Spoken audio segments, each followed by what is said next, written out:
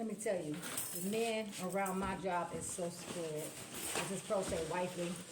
Because, you know, like I said, we are in between cleaners.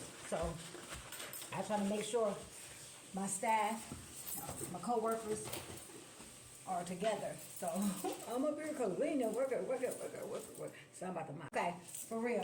Like, I don't know if I told y'all, but they listen to me when it's time to hire certain people. So our cleaning crew that I gave a shot to was African American crew.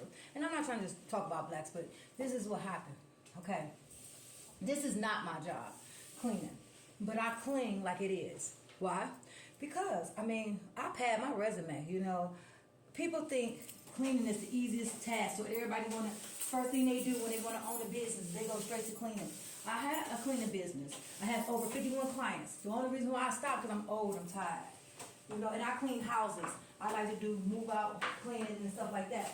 And I had a motto: no matter how bad your house is, I'm not leaving until it's all done that day.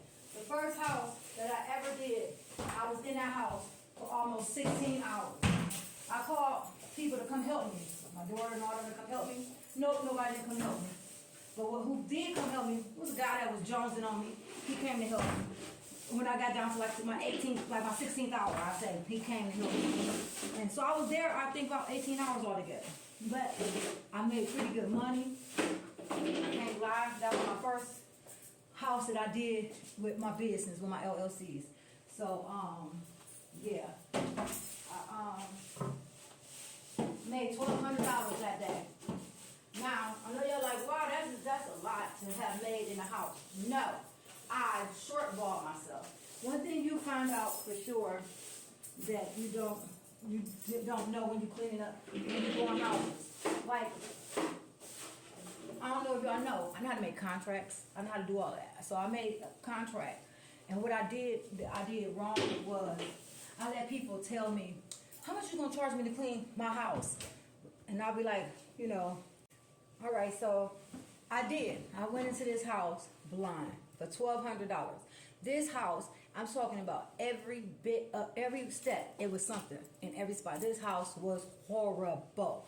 I'm talking about the worst house I could, man, I'd be like, ooh, I don't want to talk about people because that was my client, so I don't want to do that. But I charge basically nothing. It was $1,200, but I charged basically nothing because I did packing, I did cleaning, I also washed the walls, I did everything. And what I learned when I learned my business, I mean, you learn when you're out here. Home Depot got little programs that can teach you what products to use. Because if you don't, people think, oh, just get in the house and put some Fabuloso. No, Fabuloso does nothing but give you a smell. You need to have you got to study your cleaning agents that you're using. You got to know how to use the products. It ain't just all about getting up here cleaning. That's what happened with the people that I got this job. They came in here and they overbooked themselves. They literally was in this building for 40 minutes tops. How do you do? I don't know if y'all been watching how big this building is, but I'm in a bathroom. How did y'all get done in 40 minutes? And you know what happened? It was dusty. It was spider webs, cobwebs, all kinds of stuff everywhere. Since I've been cleaning and I've been doing it about 3 days now, it's a total difference. But I take pride. If I'm going to decide to do it, why not do it right? Why not do it right?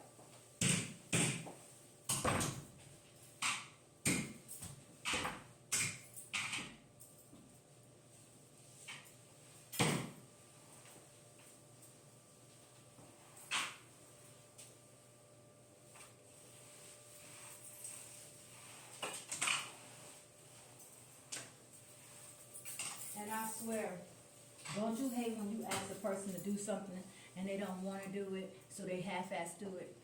When you got your own company, it represents you. Know that. Your company represents you. So when you don't clean that place good, it's going to represent you. Your company going to go bye-bye to this day.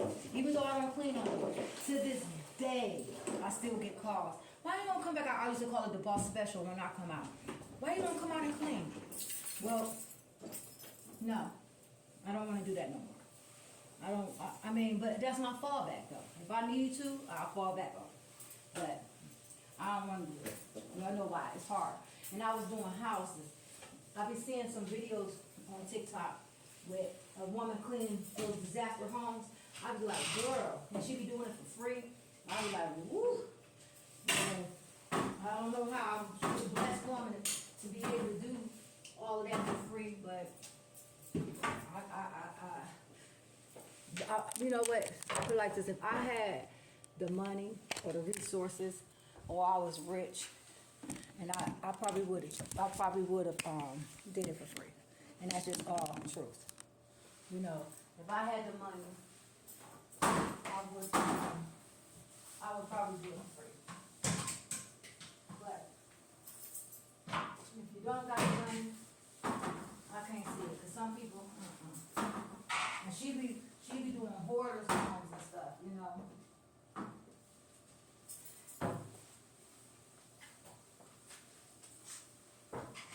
I gotta say, cleaning to me though, this is like the first thing a woman do, you know. And her house is clean. I don't get how they got all these videos with normalizing dirty houses. See, when I was brought up, when the house was dirty, they didn't ever blame it on the man. They blamed it on the woman. So like, say if your husband's friend come over and they see the house dirty, they go, even though your husband's sitting there, he could not have a job, they're gonna blame it on the wife. And that's darn right. Not saying that the wife had to clean, but that's just how I get down. You know, that's just how I am. They blame it on the wife. They're like, oh my God, your wife is nasty, even though he there. You know.